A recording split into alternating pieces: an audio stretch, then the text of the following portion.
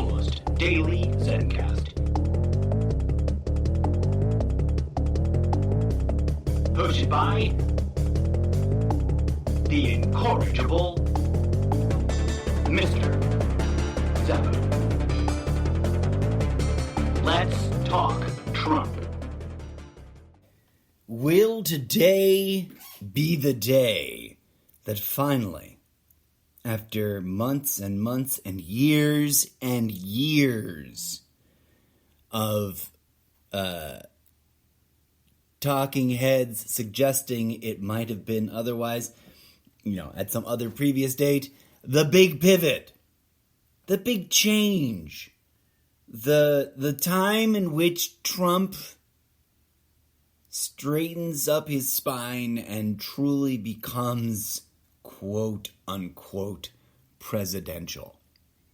Now, this has been a promise of Team Trump itself. I don't think I'm misspeaking here. I think this is something that the very mechanisms and talking heads and representatives and surrogates and official spokespeoples and Trump himself, in a way, although there are many mysterious things about Trump that he loves to not have to say himself.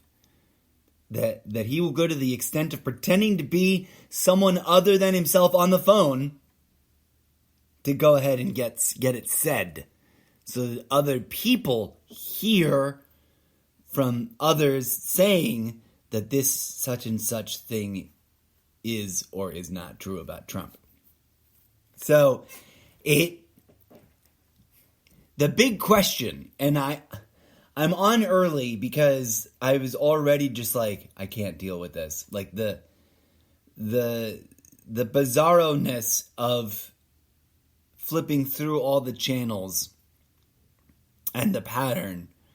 If you're watching the convention on the big three, you're rotating back and forth between CNN's relatively neutral, but then sort of like, oh, we're the fact checkers of the world sort of stance, where they let the speeches usually play uninterrupted unless they are going on a bit long or whatever, or the channel needs to go to break. Then Fox, which is literally, I don't know a polite way to put it.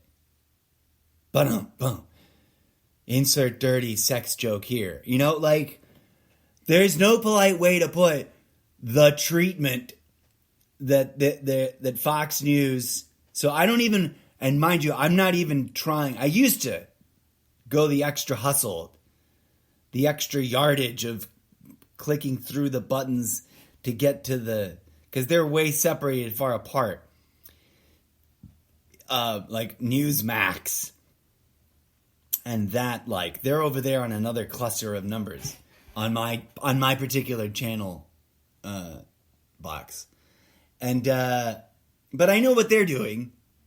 If they're showing it at all, they're doing the inverse MSNBC treatment. They're pretending to be really factual about supporting everything that's said and reverse fact checking the Democrats or something.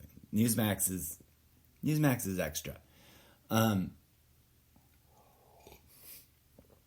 forgive me for spewing in the face of much bigger, more well-funded and probably brutally well lawyered up media outlets than my own. But at least I'm not punching down. Real, raw, radically unscripted. This show, this audio blog cast of many different podcasts is my very real, heartfelt, genuine, authentic, critical thinking, question everything based worldview, sentiment, concerns, responses, reactions to what's going on in the world as a plain old ordinary underprivileged citizen of the world. I am not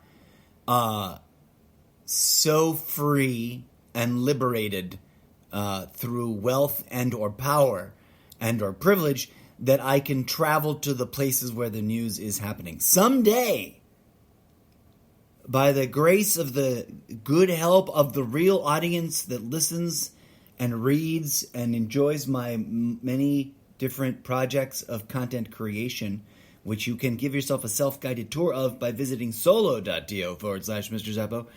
Someday I may be able to claim my own rags to riches story, if I may be so bold. That's the thing. It's interesting what the right-wing echo chamber ecosystem will let fly. And the rags to riches success story, which is sort of what one of the oldest, dustiest, mangiest, gnarliest,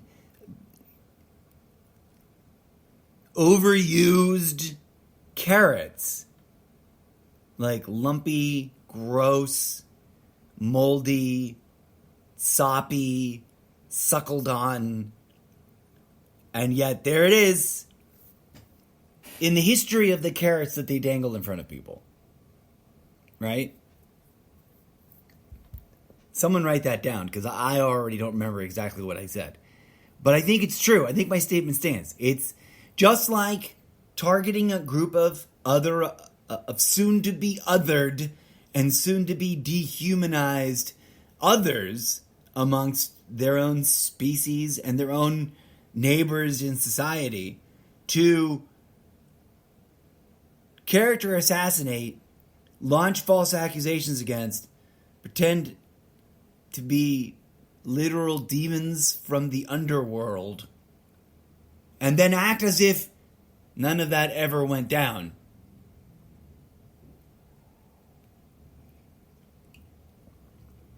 And they're not like, okay, some people are complaining that that any of the news outlets are not in real-time fact-checking the claims being made, and is not calling out the glaring omissions, being like, wink, wink, nudge, nudge, I didn't say nothing, that didn't happen, kind of glossed over. I have noticed, and I'm not sure if I'm going to guess, I'm going to pin the tail on the donkey. I can factually state you that I saw a brief, screen-wide, it blocked the whole screen, little banner that said, for real-time fact-checking, scan this QR code. And it had one of those square boxy QR code, boxy code things. Now, some people would of course be outraged. Watch my experience, my knee-jerk, I wish I could have had paid the television rights to do a video, audio, podcast, audio blog experience where I, dressed up in the finest costume designery of the incorrigible Mr. Zappo, because he has many wardrobe changes throughout the content universe, and just let my mouth go. I did not record myself doing this because I would technically be in all kinds of violation of the rules and regulations around broadcasting stuff, and that's the last kind of bad exposure. I don't need negative exposure like that. But I can report to you in all honesty that although I could not recreate it, other than to force myself to watch the video of the speeches, I was in real time, along with almost everybody's speeches, shouting out all the ways that the statements they were making, I felt, in my opinion, based on my memory, with no archive of looking anything up available to me, just me sitting on my couch and be like, but wait a minute, didn't you guys push for that or do this or say this before? Or there was just a lot of that. A lot. Because I mean, this is not new. Politicians and used car salesmen. It was a cliche when I arrived and started taking the temperature of the thing everyone points to when they use the word politics. It was an old, threadbare stereotype of Chuckles. Haha, isn't that sad? Because it's funny, because it's true. That the politicians and used car salesmen, if their mouths were open, they were lying. Okay, so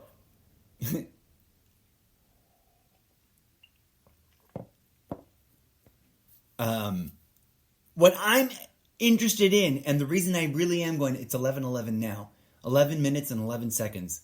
I'm going to mindfully wind this episode right the F down, because I got to go right back to flipping back and forth with some, mildly disassociated existential dread, and soak up as much of the raw footage of these speeches as given, because it's mind-boggling. They really are, in the way in which they are, if not figuratively, literally and literarily with their chosen written words, assuming each of the speakers wrote their own speeches, and that'd be a fun little bit of investigative journalism I would spearhead if I had a bureau at my disposal.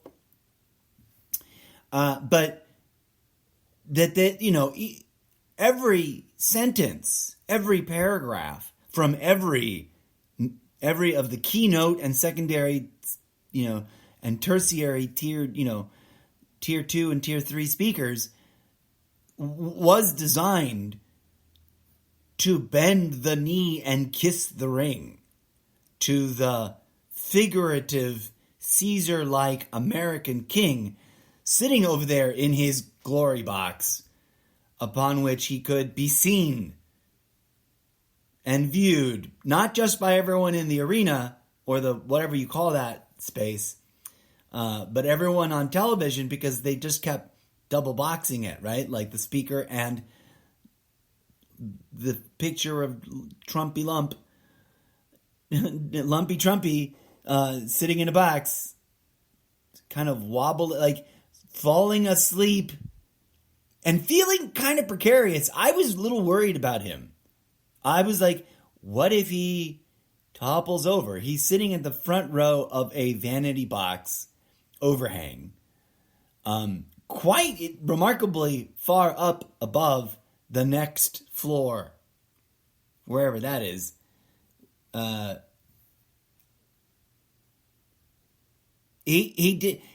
are many moments during which he did not look well, and he looked very pancakedly like fake orange, as opposed to that ruddy, healthy, real orange glow of his from his younger days. No, but he looked weird, and I don't just mean to throw back in their faces their primary character assassination tool, which is a grotesque and often obtuse and usually irrelevant physical ramrodding critique of someone they've decided to dehumanize. If they're going to play with fire, is it not fair that we light our boxing gloves on fire? Okay, it's not. Oh, I'm sorry. Let me wind that back. The venerated, and apparently, as we've come full circle, because I've literally have had conversations on social media with vocal, enthusiastic, passionate, entirely pretzel bent over backward, self-proclaimed Trump apologists, Trump defenders, Trump warriors. They self-identify in many different ways, and they denied, like, oh, he's not trying to be that kind of. He's not trying to play that kind of religious hocus pocus card. but we keep inching our way closer and closer, as if it isn't already being sold unto them from all angles, a heightened sense of divine benediction, divine selectedness, divine chosenness. The big claim is that tonight his speech is going to be a big pivot, a big turnaround. He's a different man. And you know what? In all solemnity, to the very real possibility that it's very, very truly happened, that he really did see his life flash before his eyes, that he really did evaluate his choices in the gaping maw of the open grave that he contemplated of his own, like his own open, I should be dead type. What's the character? I don't want to get sued for Scrooge McDuck. No, the other one, the one that isn't a duck. Scrooge McScroogerton, Uncle Scrooge. The what's the famous meme that goes around now most every holiday season at the end of the year? That remember the true meaning of the season is that it takes scary ghosts from the undead to haunt billionaires into guilting them into doing right by others and sharing their wealth, or something to that effect. I probably didn't get the wording right. My memory is quite lucid and errant. I vividly remember things that actually happened to me, but I will misquote the movie, right? Of the very same thing. I will misquote stuff. Unless I said it, I'm very, well, and that sounded very narcissistic, and I apologize. I think every human being has narcissist tendencies. Let me be very clear about that. I think humanity, the species, is on a spectrum of all problematic issues. And we are all deeply spiritually, psychologically, generationally traumatized by some deep, old, ancient, wicked shit that we don't talk about, that has perpetuated problematic red flag issues across the full spectrum of the species. Maybe a little concentrated in some and others. I look forward to getting back to the convention and witnessing for myself just how big of a pivot dear old Donnie makes. And whether it is towards some true, humble, there's a word I'm trying to conjugate. A truly human, empathy-based a desire to connect with his fellow Americans and abdicate and let go of and transcend, grow up and get beyond the petty, BS, childish, school ground bully tactics that the vast majority of his public discourse usually is entirely rooted on. The man has no political platform except I will bully everyone into submission and my fans will love it because they'll think of it in WWF terms or WWE or whatever, World Wrestling phony federational, they'll think of it in the fake terms of wrestling ethos as opposed to whatever the F politics is supposed to be in its most innocent conceptualization. But I digress. Who knows? My fear is that he's going to pivot right into the give me more money, I'm your messiah angle of things that he could quite easily go with, given his proven historical life choice track record that is riddled with hubris, self-aggrandizement and ego. And the placement of imaginary crowns on his head all the time. I think that's, when you see him giggling and grinning like just that big goofy cartoon grin that he grins with no teeth, I imagine him just like placing a crown on himself. There's plenty of other things you can imagine it being, but I digress. Friends, for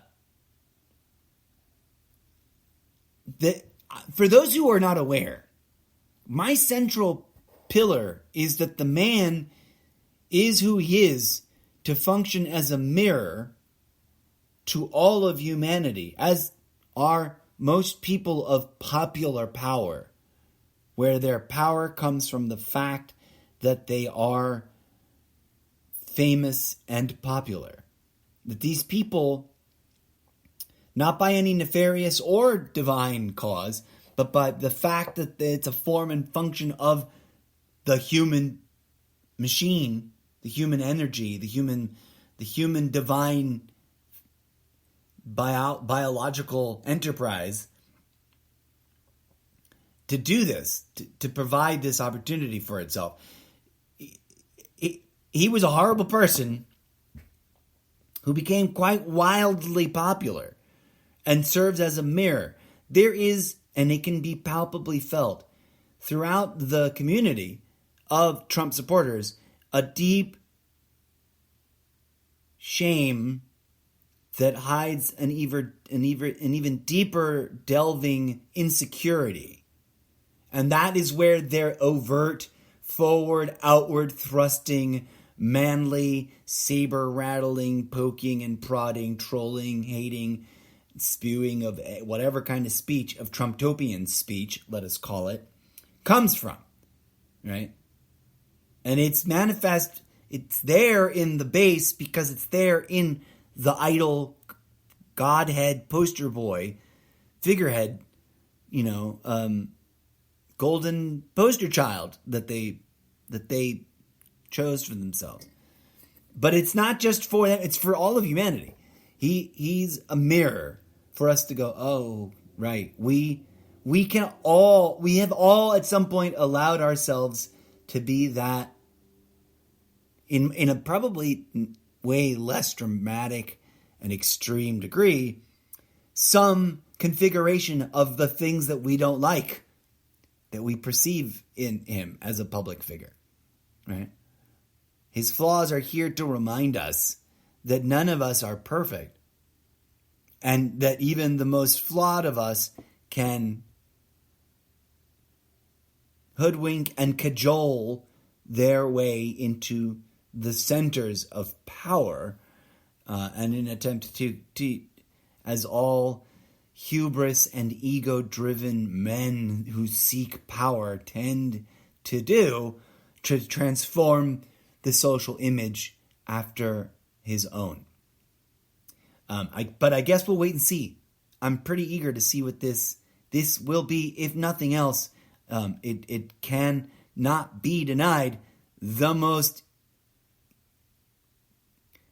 attention-grabbing, attention-worthy, and historically noteworthy speech that has ever been Donald Trump's to give. Most of his speeches leading up to this have been, in my humble opinion, and to the chagrin of people who will be triggered by it, inconsequential. And I've listened to, more so in the beginning than through the end of this cycle, a lot of them. Not all of them, but enough of them to comprehend what he does, what his patterns are, as someone who is professionally trained in public speaking. I'm not some Yankel-doodle dandy who's blindly defending Biden for the sake of blindly defending Biden. You will note that throughout my public speech, whether here or on social media or in other places, I don't give much charity to any politician. And if there's calls to investigate one side, and then a retort to, well, what about investigating somebody on the other side? I'm like, investigate them all. Let's make it easy. Let's make it universal. Let's make it bipartisan. Let's make it equal and equitable. If we're talking about administering a cognitive test as a prerequisite, if we're going to play that game, as long as it is not, as identified in some passage of the Constitution, a test of loyalty and religion, and or worst case scenario, the combination of the two, blind faith loyalty and blind faith religion, I'm down for openly discussing a fair and equitable across the board, bipartisan, transpartisan, multipartisan, all partisan array of filters and tests of character and morality. As long as they are functionally like equal and fair and like real tests and not bogus and scammy there to be manipulated tests, But I digress. I giggle when people accuse me the boilerplate talking points of the things they have been told. They got to go out and accuse that party over there, because I'm not in either party. So when Democrats come at me with the things that they argue against Republicans, I'm like, giggle, and vice versa. I'm not in either party. So what does that have to do with what I've actually said, friends? It usually doesn't. Is the the quiet part I'm now saying out loud. Both parties, the voting block, the eligible voters, the electorate that constitute both parties,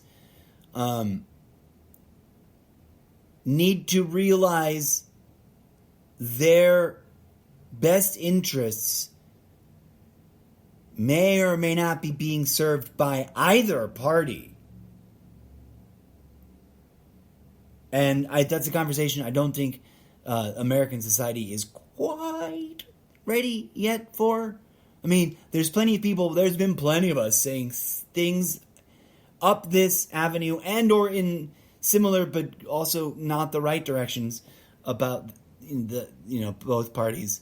And yes, there's a lot of the both parties are not the same argument, in that rhetoric that is correct. Both parties are not the same. I'm not saying that. I've never said both parties are the same. I'm saying both parties are attached to a larger mechanism, which we often don't pay much attention to. The way two wings are attached to a bird. Or two different leaves are attached to the same tree. To reference a completely different analogy, pin on the corkboard. I won't go into it. Thank you as always for joining me, friends. Let's strap in and open up our ears and put on our thinking caps, because dear old DJ Drumpf is about to tell the world what a changed man he is, and who knows what is going to come out of his mouth. But if it's, I'm the chosen one, I'm the next Messiah, believe in me, bend the knee, and give me everything I want, I would like to point out I've been here going, don't trust this man from day one. From the beginning, when he got on that gold-plated escalator. Thank you very much. Let's find out what happens. You know what it'll probably be? It'll probably be a coherent opening structure of a almost eloquent speech that seems to be striving towards something that then goes off the rails and turns into the soup of logorrhea that is Donald Trump when he's just riffing and looking everywhere but where the speech is on the screen thingies, on the teleprompters. So, I don't know. Who knows? Will he revert to his oldest of worst ways? Will he say something truly shocking and new and what's the word? Reconciliatory, that will actually bring about unity in. Will he transcend himself? I've always said it's possible of anybody. Anybody can become the Buddha. Because they already are. That's me and Alan Watts, folks. Well, Alan Watts and then me together. Although we never met. I'm just saying we both agree. And obviously he came to his conclusions before I did. And I came to my conclusions before I read his stuff, believe it or not. His stuff was just like the penultimate, like, yup, all right, somebody went there and laid it out in like the academic level that, like, if you haven't read The Way of Zen, pin on the corkboard. All right, friends. This was me attempting to wrap up the show, and it started to spiral way out of control. Friends, the world is a-changing, and so I don't know about you, but I think we should all take a moment to really pause and reflect with deep gratitude that once again we narrowly escaped living out an alternate history that we know cannot be lived out right now, because those doors, those figurative, metaphysical, meta-magical, meta-fractal, meta-timeline doors have been shut. But, that still leaves the realities that are slowly unfolding before us. To what weird and wild and wacky Trump-topian ends will they reach? Or will it all get reined back into some sense of pre-Trump-topian normalcy? I myself, as a observer, analyst, and philosopher of the Trump-topian struggle during this particularly roller coaster, rough and tumble chapter in American and world history, am truly unsure of which way things will go. So, I may watch and be so crassly disappointed that I'll have nothing to say afterwards and not come back on. And that in and of itself should speak volumes. I may be so genuinely, authentically shocked and amazed by whatever I see, in a good way or a unexpected way or a, oh my God, what the F, this is so much worse way, that I'll need to be on here immediately after consuming as much of whatever Trump's new Trumpism might be. Join me for that and so much more, as there is plenty of content here in the podcast of many different kinds of podcasts. Please Zoom. If you're actually on Sprecher.com listening to this, please visit the main page for navigating through all the different dimensions. That is Sprecher.com/user/the-incorrigible-Mr-Zeppo _ and the number 9167716. No need for the hashtag, just the actual digits. I don't know why I got that kind of link. I wish I could make a cool, just Sprecher.com/user/Mr. link, but I don't know. Maybe I can change it. Thank you for joining me, and stay tuned for more.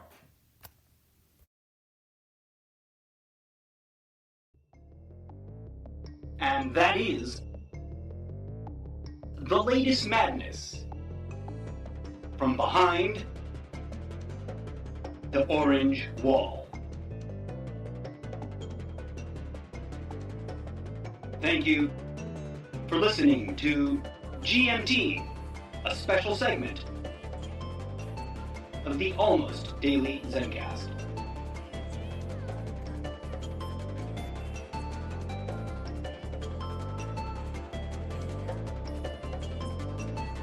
Stay woke, Trumptopia.